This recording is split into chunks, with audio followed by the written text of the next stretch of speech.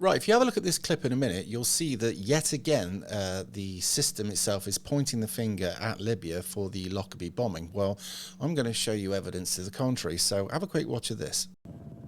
It's almost exactly 34 years since the worst ever terror attack over British soil.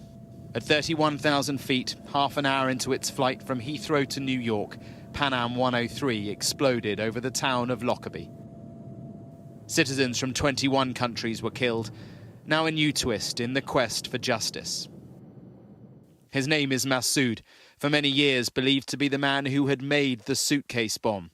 Last seen here in this Libyan jail in 2015, he is now in American custody. But the where, when, how, we do not know.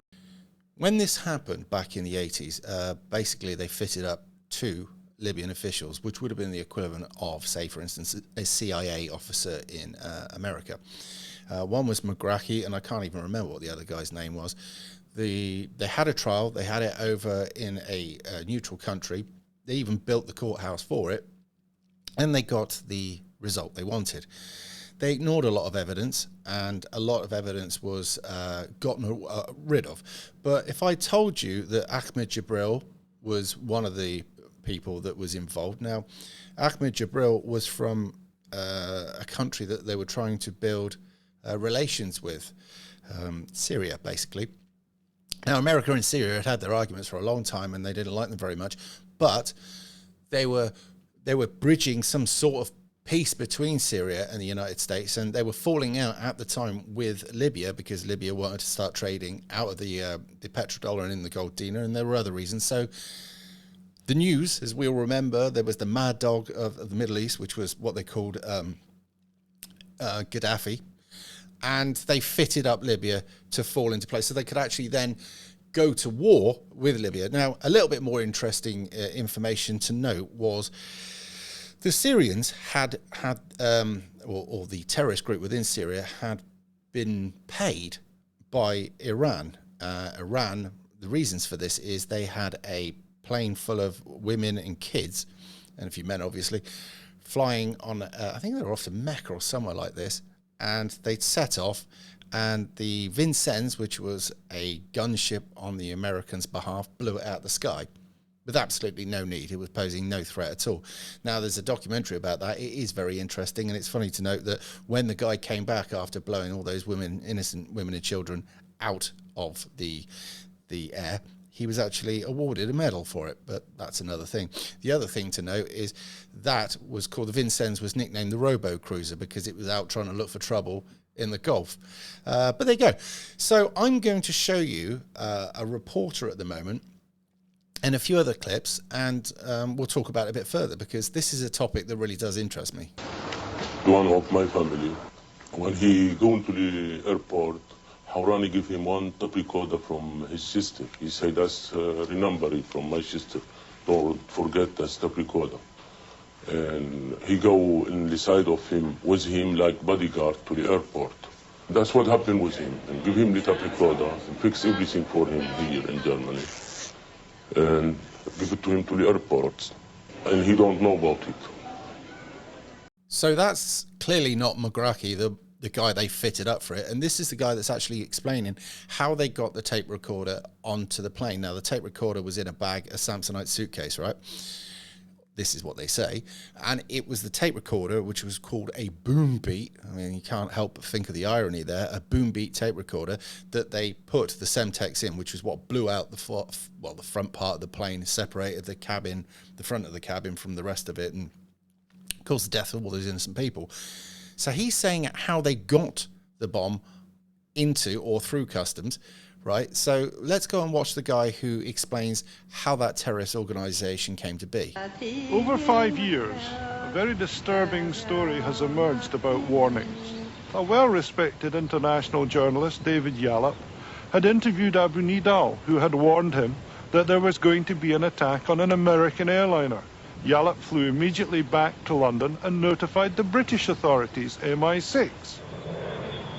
Abu Nidal, mastermind of the Rome and Vienna airport massacres, now trying to stop more killing. I was in Libya. to interview Gaddafi and Abu Nidal and a group of other people. I'd had a conversation with a man called Brian Crozier, who was an asset for the CIA and MI6, and I'd been asked by him to ask 3 or 4 specific questions to Nidal. Nidal had told me that he was being put under great pressure by the Syrians to reactivate against an American target. I typed up an 8-page report, which I have a copy of here, in which I talk about the pressure being put on Nidal by both Syria and Iraq at that time to resume terror tactics. And I then elaborated beyond the report, specifically with regard to the pressure from Syria and to a potential American target. I was insistent that this information, this was, by the way, given not just to Crozier, but to a senior member of MI6 by myself, that this should be shared with the CIA and should be shared with them immediately. So the warnings are coming, and yet nothing's been done about it. And you're going to hear about more warnings in a minute. But why? Now, you have to create a situation. If you want to go to war with somebody, you have to create something that horrifies the public so much that they get on board. You could look at 7/7. You can look at 9/11. You can look at all these different things. Both of those individual events like 7/7 or 9/11 had a massive effect, because after 9/11 and 7/7, the American public and the British public got on board with the war machine going straight through the Middle East and doing what it did. So why is it that nobody acted on some of these terrorist threats? Well, here's some more terrorist threats. We did indeed receive on December 9th an advisory based on an untested source in terms of reliability. That information was disseminated throughout this embassy, and we advised all appropriate British authorities, including all American carriers. We receive dozens of threats each day. We always take them seriously. In this case, we took action immediately. We were notified of it. It was circulated to all the appropriate commands. To anticipate your next question, no, as far as I can determine at this point, it was not posted on bulletin boards. So the people that they actually informed not to fly on that plane were what you would call very, very high up officials. They were members of the international community. They were, if they weren't leaders of, because there were a couple of very high up officials, some from Israel, some from, I think it was other parts of the world, they were let know. But there were about at least 50 people that were pulled off the plane early. However, there were people that were let go. There was a Jewish banker from London that was on there. He was found in as good a condition as you can expect, actually, sat still in his plane seat on a farm 6 miles away from the centre of Lockerbie. Tallulah, I believe his name was. But anyway, so there was a lot of conspiracies around. Johnny Rotten was meant to be on the plane, incidentally, but because his missus took so long to get ready, they never made it. So your missus taking a long time to get ready is not always a bad thing. Now, let's go and listen to a reporter who went and interviewed some of the people who were believed to be the terrorists. Agents operatives were pulled off that plane. The South Africans, particularly Pick Botha, were booked on Flight 103 and changed pretty much at the last hour or so. These South Africans had been warned by Bureau of State Security to change reservations. The South Africans booked on Flight 103 cancelled just before departure. Along with Pick Botha, General Mallon, the Defense Minister, and General Van Tonder, head of the Secret Service, BOSS, and other senior government officials. Botha, Mallon, and Van Tonder confirmed this change in travel arrangements to British businessman Tiny Rowlands. They tell him the source of the information was of the kind that could not be dismissed. Botha rebooks on the earlier Pan Am 101. General Van Tonder and 2 other members of BOSS cancel their trip altogether. BOSS has close ties to two very important services, to the Israeli service and also to the to the Central Intelligence Agency. That does definitely make you feel there's a difference between them and us. I mean, the important people will let know, but the rest of them will just let it go. The interesting fact is that the plane was delayed. Now, whether it was delayed purposely or otherwise, had it have been a timer that was set, say for instance, and then the exact times it would take to get, say for instance, from Frankfurt to the United Kingdom, and then when it gets to the United Kingdom, the timer starts, and then it's a barometric fuse. So what happens is it has to get above a certain height before it will go off. Or is it the barometric fuse that sets the timer? I don't know. But either way, I think the plan was it was going to be out over the Atlantic when it blew up, so they wouldn't be able to get any evidence, and they could push whichever narrative they wanted. But it turns out that it didn't work out like this.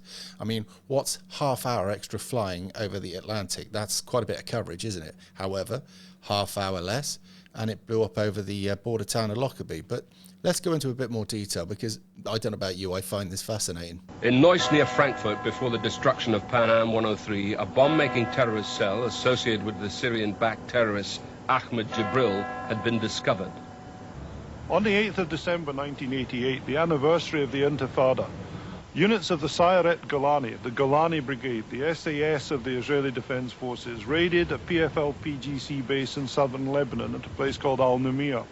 It was an extensive base, miles of underground tunnels, underground bunkers, one of which was Ahmed Jibril's headquarters in southern Lebanon. The group you referred to was a clandestine cell of the PFLP-GC, the Ahmed Jibril group, that had been sent to Germany to set up an operation, several operations as a matter of fact, directed against both the Americans and other Western targets. That group had been set up in the aftermath of the American shoot-down of the Iranian Airbus in July 1988. Bodies float in the Persian Gulf. Iranians on a flight to Mecca, shot out of their Airbus by an American warship. Du peuple, surtout, c'était un crime. Et d'ailleurs, en réalité aussi, c'était un crime. Chasser un avion par fusée et tuer presque 300 personnes, c'est un crime. Et c'est jamais oublié par le peuple iranien. Parce que, bon, s'il s'agissait d'un autre pays. Alors, il y aurait de poursuites, il y aurait beaucoup de bruit dans le monde. Mais concernant cet avion, ils l'ont chassé, après ils se sont félicités, et même ils ont décoré l'officier de Vincennes, bâtiment qui a tiré sur cet avion-là.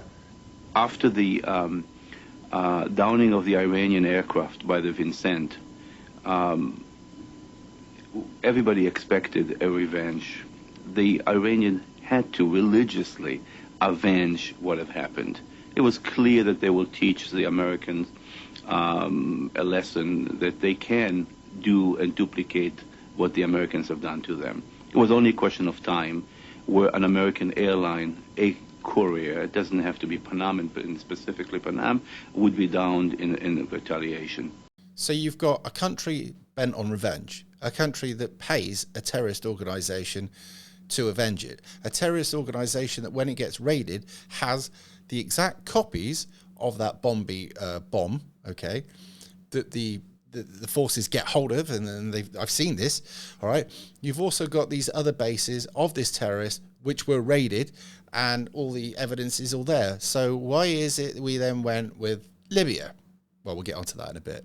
And the contract was out. It was known at the time that there is a contract for $10 million to down an American airline. The Germans received a very specific warning that Ahmed Jibril's right-hand man, Hafiz Hussein Dal-Kamoni, and a known bomb maker, Marwan Krisat, were heading for Germany.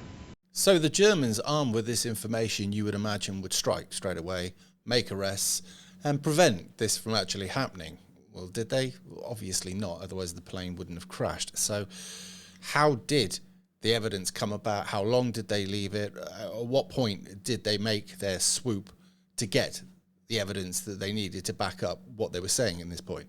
The BKA, the German criminal police, mounted a surveillance operation in Frankfurt, and in October 1988, Operation Autumn Leaves arrested 17 people. They found massive amounts of weaponry, explosives, timing devices, and most significantly, in the car that was being driven by Dal Kimoni, in which Grisat was a passenger, a Toshiba bomb beat radio cassette recorder with a primed bomb inside it, designed to blow up aircraft.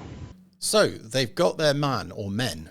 They've arrested them. They've got all of that evidence, the guns, the bomb beat radio, all of the rest of it. Surely that's it. They can nail them straight away, right? So they take them to the police station and they interview them. But wait till what happens next. You are not going to believe this.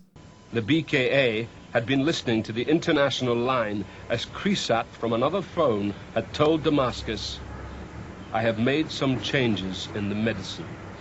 It is better and stronger." When taken to BKA headquarters, Grisat insists he be allowed to make a phone call. He does. He is released soon afterwards and flies to Jordan.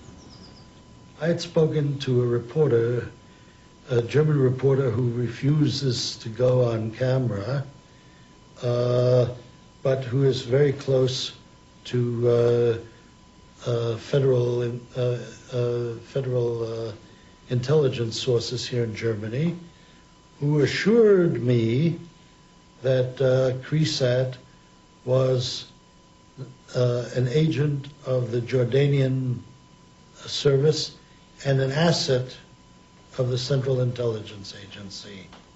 If you take Grisat, for example, who was a bomb maker, who served Jibril and other terrorist networks for years, he was also reporting for years his activities to Israel, Jordan, some other countries' intelligence department. The Germans did not believe that they had sufficient evidence directly linking him at the time. So that was an internal judicial decision within the German government. That CIA spokesman at the end was laughable. To say that there wasn't sufficient evidence, you won't get any more evidence than that, short of the guy actually building the bomb in front of them, packaging it up and putting it on the plane himself. You don't get a better case than that. They had all the evidence they needed. They'd tape recorder of him saying he's made a better bomb. You've got the terrorist cells. You've got all of the international evidence shared, right? And yet one phone call and he's let go. Now, apparently, this guy worked for all sorts of agencies, and he was also working on behalf of the CIA, allegedly. I have to say allegedly. But this is it. Why was he let go? And why now, after all of that evidence, are we pursuing some bloke from Libya? Well, all the evidence clearly points at the Syrian connection working on behalf of Iran. I mean, shit. What more do you want? How stupid. And we've been led this lie. And what it does is it takes a dump on the memorial or the people that died and the relatives that had to put up with the loss of the family. It's probably the most insulting thing that you can do, is blatantly lie when you know the truth, you know who the people are. Chances are some of the people involved in this now are passed away. It was that long ago. But isn't that always the way? That they bury it under the carpet until all living memory, or the people within that living memory, are dead. But there you go.